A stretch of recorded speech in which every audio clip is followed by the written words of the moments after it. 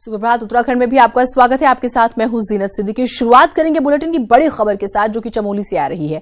यहां थराली ब्लॉक के धुरमा कुंडी में घटना हुई है। आज सुबह करीब 3 बजे बादल फटा। बादल फटने से कई दुकानें और वाहनों के बहने की खबर है। जिलाधिकारी ने सभी जिला स्तरीय IRS टीम के अधिकारियों को जरूरी दिशा निर्देश दे दिए हैं। थराली IRS टीम तुरंत राहत बचाव के लिए रवाना भी हो चुकी है। बड़ी खबर और एक्सक्लूसिव तस्वीरें आप न्यूज 18 की स्क्रीन पर देख पा रहे हैं। क्या कुछ इस वक्त की स्थिति है। प्रभात पुरोहित हमारे साथ, हमारे सहयोगी जुड़े हुए हैं। प्रभात, आपसे वहां की स्थिति अभी और ज्यादा जानना चाहेंगे। जीनत, आपको बताना चाहूंगा, रात लगभग 3 बजे के करीब जो है थराली तहसील के धुरमा कुंडी, थराली तहसील के जो है ढाडर बगड़ और घाट तहसील के धुरमा कुंडी, 2 अलग अलग स्थानों पे बादल फटने की स्थिति आई है। भारी बारिश के चलते जो है ढाडर बगड़ में जो है लगभग 9 से 10 दुकानें बह गई हैं और इसके अलावा 1 दर्जन के आसपास जो है वहां पर जो वाहन थे, वाहनों के बहने की भी सूचना है, जिसमें कि बुलेरो, मैक्स और बाइक हैं, ये बही है। और जो मोटर पुल है, मोटर पुल भी क्षतिग्रस्त हुआ। वहीं हम घाट विकास खंड के धुरमा कुंडी की बात करें तो धुरमा कुंडी में भी जो है लगातार बारिश के चलते जो है गांव के पास जो नाला है वो नाला बढ़ गया है और उसमें कई मकानों को भी जो है वहां पर नुकसान हुआ है। सेरा बगड़ में भी जो है कई घरों में जो है पानी घुस गया है। जीनत, ये अच्छी बात है कि किसी तरह के जानी नुकसान की खबर नहीं है और किस तरह से राहत बचाव कार्य चल रहा है वो भी हमें बताइएगा। और क्या और भी चेतावनी विभाग की तरफ से जारी की गई है आने वाले दिनों के लिए? निश्चित जिस तरीके से लगातार मौसम विभाग द्वारा अलर्ट जारी किया जा रहा था, उसके चलते ही जिला प्रशासन जैसी सूचना मिली है, जैसी प्रबंधन टीम को जैसी सूचना मिली तो तुरंत जिलाधिकारी ने IRS से संबंधित जो है अधिकारी जितने हैं उनकी बैठक ली और उसके बाद सभी अधिकारियों को जो है मौके पर जाने के निर्देश दिए गए हैं। अभी तहसीलदार घाट जो है धुरमा कुंडी के लिए निकले हैं। रोड खराब होने के चलते पैदल सफर करना पड़ रहा है। यही स्थिति जो है ढाडर बगड़ सोलपट्टी की भी है। वहां पर तहसीलदार थराली इस वक्त बूंगा में पहुंच चुके हैं और वहां से लगभग 1 किलोमीटर और पैदल रह गया है जहां पर की घटना घटी है। जी, बहुत शुक्रिया। आपसे हम अपडेट्स लेते रहेंगे। फिलहाल तमाम जानकारियों के लिए तो राहत बचाव कार्य जो है वो शुरू कर दिया गया है। और इसी बीच एक बड़ी खबर देहरादून से भी आ रही है। फर्नीचर के शोरूम में आग लग गई है। आग की खबर पर पहुंचे दमकल कर्मी आग पर काबू पाने की कोशिश कर रहे हैं। आग लगने की वजह क्या थी, फिलहाल इस बात का खुलासा नहीं हो पाया है। मियांवाला इलाके की ये पूरी घटना है जिससे हम आपको रूबरू करा रहे हैं। एक फर्नीचर के शोरूम में आग लग गई है, लेकिन वजह क्या रही ये अभी स्पष्ट नहीं हो पाया है।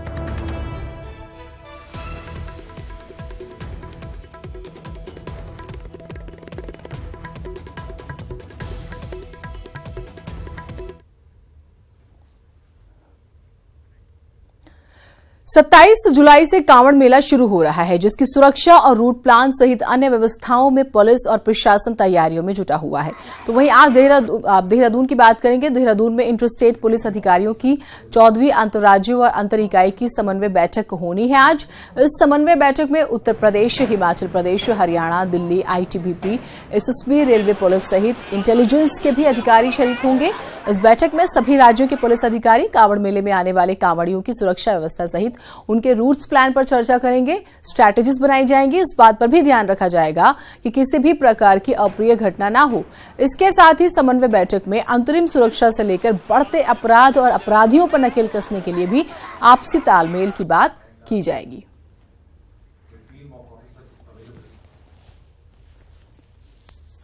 अवनीश पाल हमारे साथ, हमारे सहयोगी जुड़े हुए हैं। अवनीश, पूरी खबर आपसे समझना चाहेंगे। जिन्हें देखिए, जो 27 तारीख आने वाली है, आगामी 27 तारीख को उत्तराखंड में जो है कांवड़ मेला शुरू होने जा रहा है, जो पुलिस और सरकार के लिए शांतिपूर्ण तरीके से संपन्न कराना एक बड़ी चुनौती होगा। और उसको लेकर के ही आज जो देहरादून में बैठक होने जा रही है, इसमें हरियाणा, पंजाब, उत्तर प्रदेश और हिमाचल प्रदेश के साथ ही तमाम वो सुरक्षा बल इसमें मौजूद रहेंगे। उनके साथ यहाँ पर समन्वय बैठक की जाएगी, जिसमें जितने भी जो कांवड़िए आएंगे उनको लेकर के इसमें चर्चा की जाएगी, क्योंकि अलग अलग राज्यों से यहाँ हरिद्वार और ऋषिकेश में कांवड़िए पहुँचते हैं और ऐसे में यातायात व्यवस्था सबसे महत्वपूर्ण रहती है, क्योंकि काफ़ी भीड़ और काफ़ी भारी संख्या में कांवड़िए पहुँचते हैं। तो काफ़ी सबसे ज़्यादा महत्वपूर्ण पुलिस के लिए यही रहेगा कि उनकी सुरक्षा व्यवस्था, उनका रूट तय किया जाए और उसको लेकर के ये बैठक है। इसके साथ ही इस बैठक में महत्वपूर्ण जो अंतरिम सुरक्षा है उसको लेकर के और साथ ही जो पूरे देश भर में जो गैंग्स जो काम करते हैं उन पर भी चर्चा होगी। तो लगभग ये माना जा सकता है कि सबसे जो महत्वपूर्ण अवनीश, एक चीज बहुत महत्वपूर्ण आपसे समझना चाहेंगे इस चीज को, जब इस तरह की यात्राएं होती हैं तो अप्रिय घटनाओं की संभावनाएं 100 गुना ज्यादा बढ़ जाती है, 1000 गुना कहीं तो भी कम होगा। उस सूरत में एक बात जो निकल कर आई वो ये कि चाहे दिल्ली, पंजाब, हरियाणा की बात करें, हिमाचल की बात करें या फिर उत्तराखंड की बात करें, कोऑर्डिनेशन पे काम किया जाएगा और अगर वो नहीं होता तो समस्या ज्यादा होगी। तो इसको लेकर क्या स्ट्रैटेजीज है, क्योंकि कहीं ना कहीं स्टेट्स के बीच में कम्युनिकेशन गैप होता है और उस सूरत में इस तरह के क्राइम्स या अप्रिय घटनाएं ज्यादा होती हैं।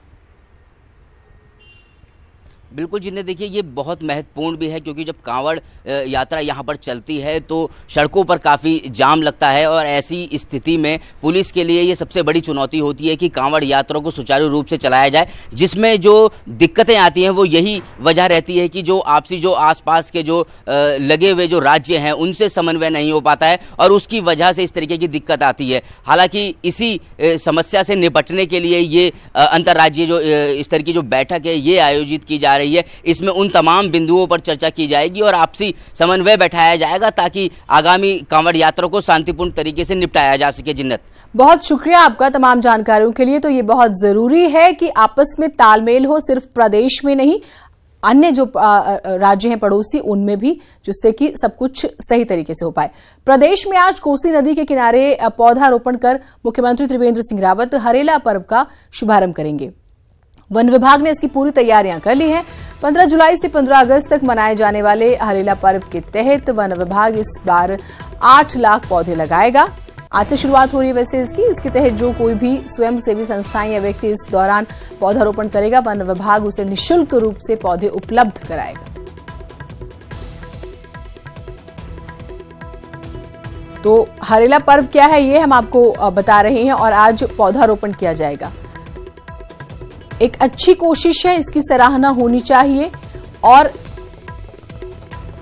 विभाग ने यह भी स्पष्ट किया कि अगर आप भी इसमें शरीक होना चाहते हैं, जो लोग वहां पे इजीली पहुंच सकते हैं, तो उनको विभाग ही पौधे उपलब्ध कराएगा। तो आप इसका हिस्सा जरूर बने, ये अपील भी है, क्योंकि पौधे कितने जरूरी हैं आप इस चीज को बखूबी समझते हैं।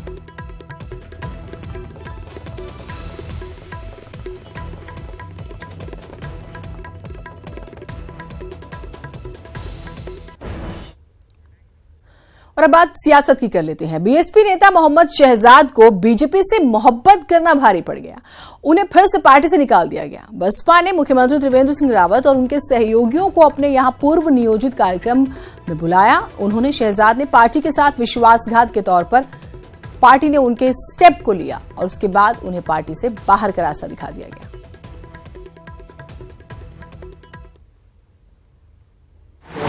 पूर्व विधायक को बहुजन समाज पार्टी के विरोधी गतिविधियों के में लिप्त पाए जाने के कारण उन्हें बहुजन समाज पार्टी से निष्कासित किया जा रहा है। वहीं बसपा के पूर्व विधायक शहजाद के बेटे की शादी में मुख्यमंत्री के जाने से प्रदेश में सियासी गलियारों में चर्चा का दौर शुरू हो गया। बहादुराबाद के विधायक रहे शहजाद ने अपने बेटे की शादी में मुख्यमंत्री और कैबिनेट मंत्रियों को निमंत्रण दिया था। ये बात उनकी पार्टी को नागवार गुजरी और करीब 15 दिन पहले पार्टी में दोबारा शामिल हुए शहजाद को फिर से बाहर का रास्ता दिखा दिया गया। इस शादी में सीएम त्रिवेंद्र का जाना न सिर्फ बसपा को नागवार गुजरा, बल्कि भाजपा विधायक संजय गुप्ता ने तो अपनी ही सरकार के खिलाफ मोर्चा खोल दिया। उन्होंने सीधे मुख्यमंत्री को निशाने पर लेते हुए कह दिया कि वो अपने विधायकों को समय नहीं दे रहे, लेकिन दूसरे दलों के बुलावे पर पहुंच रहे हैं। इस मामले पर कांग्रेस ने भाजपा को निशाने पर लिया। बीजेपी सारे मसले पर अब बैकफुट पर है।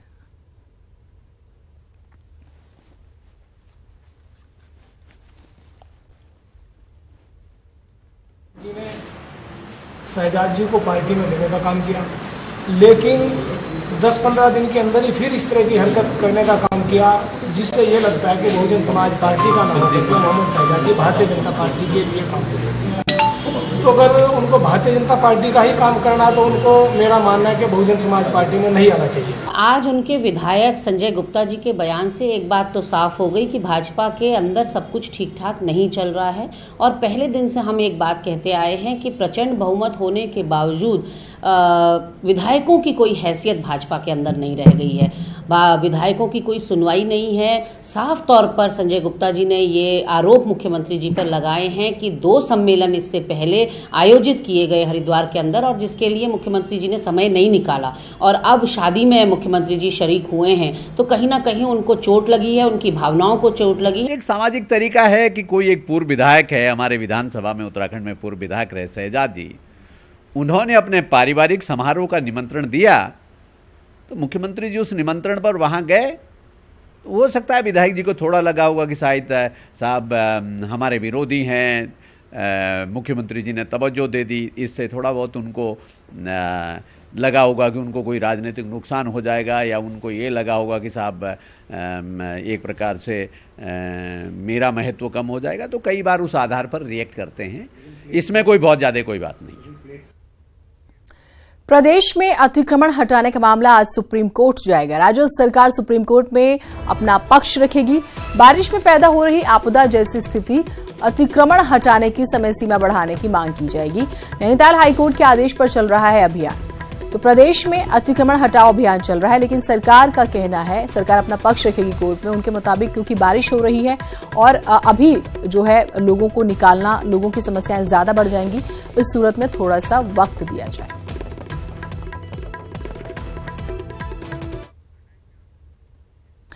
ब्रेक के बाद स्वागत है आप सभी का।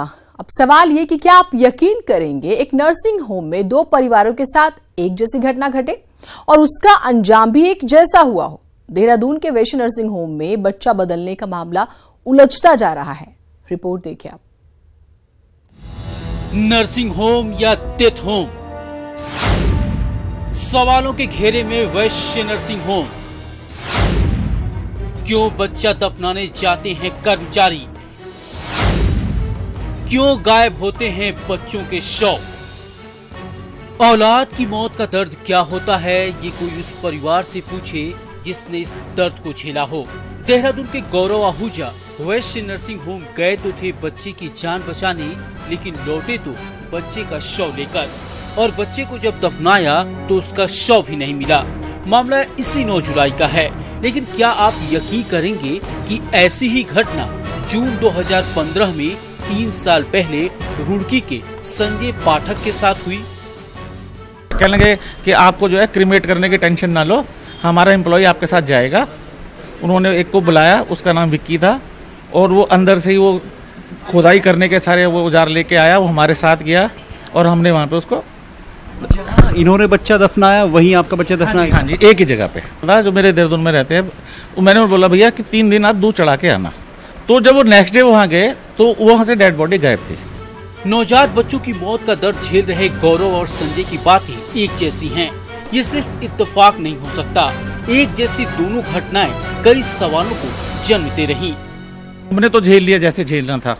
मैं आपके चैनल के माध्यम से कहता हूँ कि जितने भी पीड़ित लोग हैं, जिनको ये परेशानी है, वो कृपया करके सामने आए और इस न्याय की लड़ाई में हमारे साथ दें।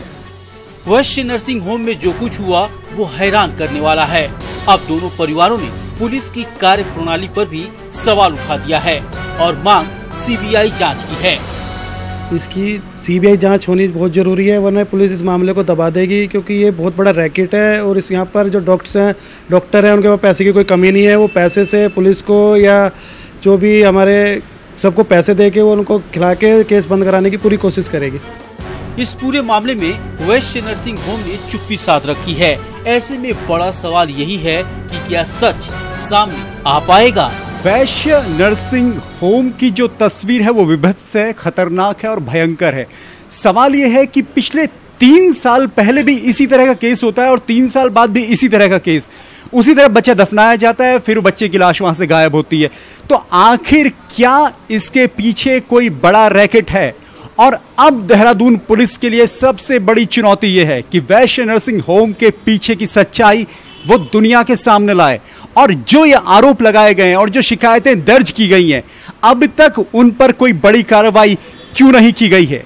और इस सच का इंतजार उस हर आम व्यक्ति को है जो इस केस को देख रहा है, सुन रहा है, समझ रहा है, क्योंकि ये एक उस व्यक्ति की पीड़ा है जिसका एक नवजात शिशु मर जाता है।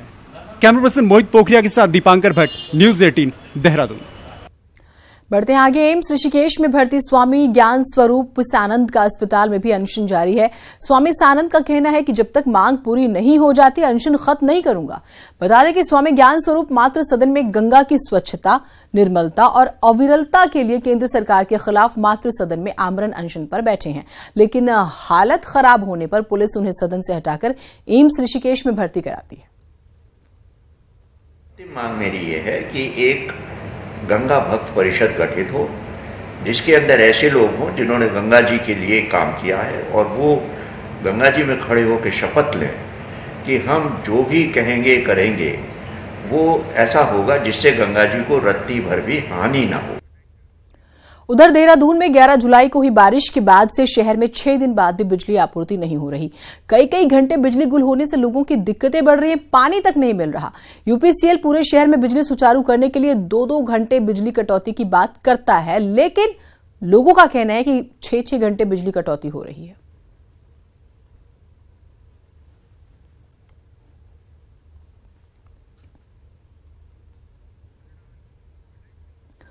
राज्य निर्माण के बाद भी जहां प्रदेश के सरकारी कार्यों के निर्माण के लिए राज्य की अपनी कोई निर्माण एजेंसी ढंग से खड़ी नहीं की जा सकी, वहीं 17 साल पहले यूपी से अलग होने के बाद भी महत्वपूर्ण निर्माण कार्यों की कमान यूपी राज्य के निर्माण निगम संभाले हुए हैं। यूपी राज्य के निर्माण निगम के पास इस वक्त अन्य विभागों के अलावा शैक्षणिक संस्थाओं के निर्माण की भी जिम्मेदारी है। गढ़वाल मंडल के पर्वतीय क्षेत्रों में ही कई ITI डिग्री कॉलेज और नर्सिंग कॉलेजों सहित पॉलिटेक्निकों का निर्माण कर रहा यूपी निर्माण निगम तयशुदा समय के बाद भी उन्हें पूरा नहीं कर सका है, जिसकी वजह से शैक्षणिक सत्र समय पर शुरू नहीं हो सका, बल्कि इन निर्माणाधीन संस्थानों में प्रवेश लेकर भविष्य बनाने का सपना सजो रहे छात्र छात्राओं को निराशा हाथ लग रही है। हमारा काम 2 डिग्री कॉलेज चल रहे हैं, जिसमें 1 डिग्री कॉलेज लगभग फिनिश हो गया है, तथूर डिग्री कॉलेज, और 1 डिग्री कॉलेज चौबट्टा खाल में बन रहा है, वो भी लगभग फिनिशिंग पे है। 3-4 महीने में सितंबर तक वो कंप्लीट हो जाएगा। और 5 ITI हैं जिसमें अभी फंड तीसरी लास्ट किस्त नहीं मिली है। अगर लास्ट किस्त भी मिल जाती है तो मार्च तक वो। रुद्रप्रयाग में धीमी गति से चल रहे ऑल वेदर सड़क निर्माण की वजह से अब आम जनता की मुसीबतें बढ़ती जा रही है। आए दिन पेयजल आपूर्ति ठप होती है तो बिजली का घंटों गुल रहना, सड़कों पर धूल के गुब्बार उड़ना, तो कई दिनों तक OFC लाइट कटने से कनेक्टिविटी का बंद रहना, कड़ी धूप और बारिश में भी जाम में फंसे रहना आम बात है। सड़कों की हालत तो इस कदर खराब है कि किसी भी समय इन सड़कों पर बड़े हादसे हो सकते हैं। प्रशासनिक अधिकारियों का कहना है कि नागरिक सुविधाओं को तत्काल बहाल करने के निर्देश दे दिए गए हैं।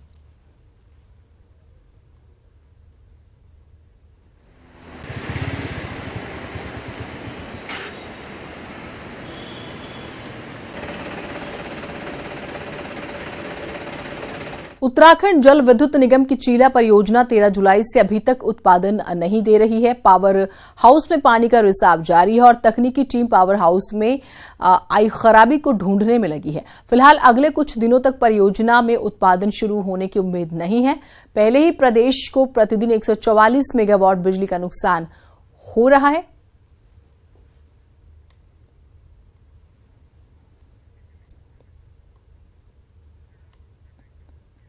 सावन का महीना शुरू होते ही शिव मंदिरों में श्रद्धालुओं की भीड़ दिखनी शुरू हो गई है। पौड़ी में आज सावन के पहले सोमवार के दिन ही किंकालेश्वर महादेव सिद्धपीठ में श्रद्धालुओं ने भगवान शंकर के दर्शन कर जलाभिषेक किया। माना जाता है कि सावन भर भगवान भोले की सच्चे मन से आराधना करने से भक्तों की मनोकामनाएं पूरी होती हैं।